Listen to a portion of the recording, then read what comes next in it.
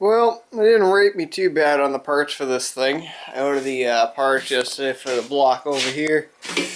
I don't know if I showed you this or not yesterday, but the block's all cleaned out now. I got a little bit of oil dripping. I've been kind of sort of putting away at it today, here and there, cleaning it out a little bit more. You know, doing some of the gaskets, nothing too spectacular going on.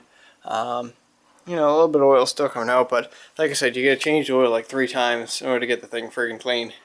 So it should be a fun little adventure, but about 170 bucks for everything you need to rebuild this engine, not including the sub gasket. I actually have the sub gasket, so I guess, I don't know, just added another 20 bucks to that, and I got about 119 bucks. I mean $190 to I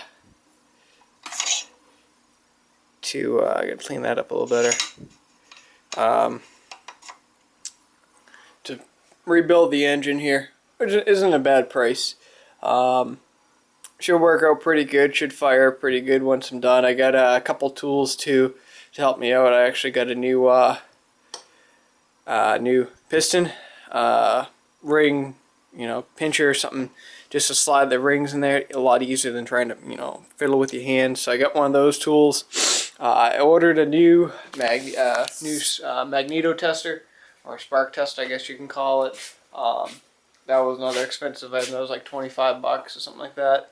You know, a few other odds and shit that I needed to, but I'm just gonna total it all into that, you know.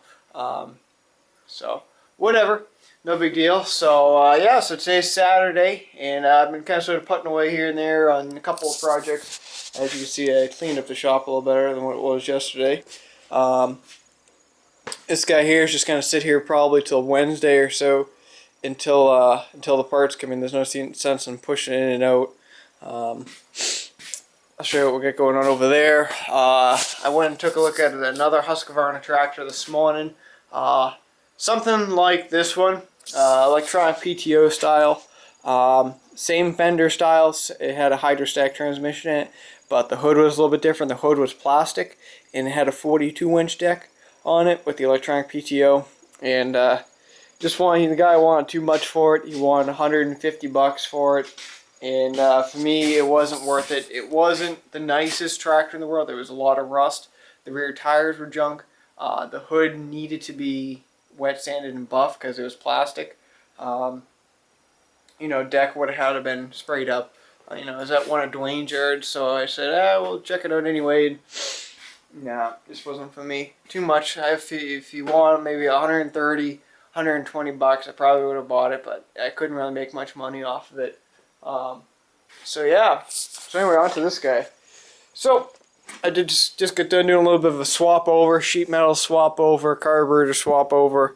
This guy here is just pretty much a short block going on here. That was a short block, and we had this engine sitting up at one of the gas stations there, and this guy here, I'll show you the shaft. Friggin', it just snapped clean to the block. Holy crap! It looks like a 3/4 shaft on, just snapped it right off. What's this, like the second, third one in this month? Or yeah, I'd say this month. I'd think that we've had a few of these broken shafts, and sure as hell would like to know what the noise of this thing would make when it just shears right off. If it's just a click or click, you know, like an explosion, you know. But this was a 10 horse connecting crank, but I think the 8s and the 10s are all compatible. But the piston is definitely bigger. If you go, oh, here it is. This is definitely not an 8 horse piston. Piston's definitely a lot bigger. So save the piston. Piston's still, you know, pretty good. No burn marks. A little bit of dirt there, but no burn marks through it. Same deal with the oil sub here. Actually, let's just drain out some of the oil that was left in it. As you can see there, you know, still a good oil sub. You know, cylinder wall is pretty good, so you can't really complain too much there. So I finished let that draining out. So not bad. Good to have parts around. So I ended up swapping all the sheet metal onto this guy. This is a dual output shaft, as you can tell, for an MTD, not an Aaron's. So one thing you gotta watch out when you guys buy these engines is whether or not you have a straight shaft, which would just be one shaft, or if yours is a dual output. MTD requires a complete, like this engine here would really only fit MTD snowblowers. You know, or MTD makes, I guess we'll put it that way. Like you can put this on MTD Yard Machine, MTD Yardman, MTD itself.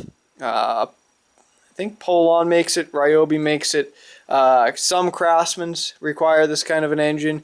Troy-Bilt, Bohlins, a few other, I'm sure. You know, just that old Chestnut. And then they also have another dual output shaft engine that is specifically made for John Deere and Ariens, and that's a complete different dual output. So just be aware of your shafts when you go to buy something with a blown engine, because sometimes like these engines are just getting rarer and rarer to find because people are always blowing them up, you know. But it should bring about $160 or so. It's pretty clean, you know, not too bad. New pull rope on it too, just get done doing that. So just a little dirty. I'll clean up pretty nice once I'm done. But yeah, so that's what I got going on today, guys. I have yet to see my neighbor about the computer yet, so I'm just gonna do another direct upload. Last night's video, holy crap, did it take forever to upload? It had to have been like a good 4 hours to upload the video of last night. It didn't even consist of like. It wasn't even a long video. It was only like 10 minutes or something ridiculous. Like, holy crap. So, I've yet to see him. I think he might be working right now. I know he works weekends. So, I'm hoping to maybe catch him tonight when he comes home. See if I can just dump it on him. I'm actually thinking about what I'm doing is I might find like a cheap little computer on Craigslist there. Like a Macintosh. You know, just one of the Mac desktop series with iMovie. Maybe use the iMovie, render the movies with iMovie, and then just use the basic computer for the computer. So pretty much 2 computers going, and you know, my TV in the house there, it's pretty compatible. I can hook an HDMI up to my Elite series, and then I can just hook the regular computer guy up to the computer VGA, to the TV, to the new Mac there, and that should work out pretty good. But I don't know. I saw a couple on there, like, you know, they're cheap. They're about $100. It's not too bad, but I don't know if they come with the iMovie or not. I also thought about maybe investing in maybe like a laptop, like an Apple laptop, but I really don't use laptops that much. You know, I really don't go anywhere. Well, I do go places on vacation. It would be nice to have it, but I wouldn't use it enough to use it. You know what I'm saying? It's kind of complicated. So, hey, it is what it is, you know. But, yeah, like it's just a mess over here. Holy shit.